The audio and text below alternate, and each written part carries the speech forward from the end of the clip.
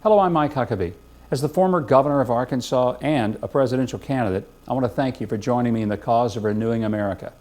At this unique moment in history, people of faith have a unique opportunity. More importantly, we've got a clear responsibility. Across this nation, in city halls to the halls of Congress, there's an ongoing struggle between virtue and decay, truth and myth, right and wrong. But the greatest threat our country faces is not from the forces of secular liberalism. It's from our own indifference. Just look around. For decades, Christians sat on the sidelines while the blind led the blind into a wilderness of moral decay.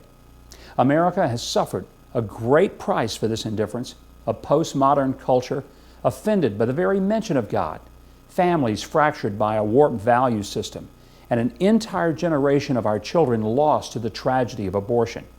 It's especially heartbreaking when you consider that today, almost half of Christians aren't even registered to vote, and only 8% were encouraged at their local church to vote in the last election.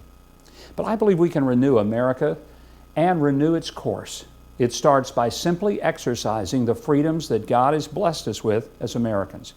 If you're not registered to vote, do so right now by logging on to voteyourfaith.org.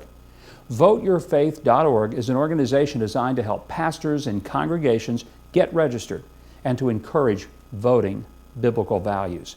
Now, if you're already registered, encourage your friends and family to go to the site and register.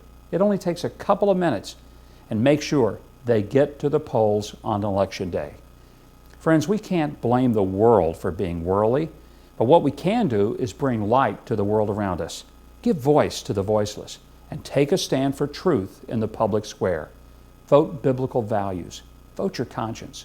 Vote your faith.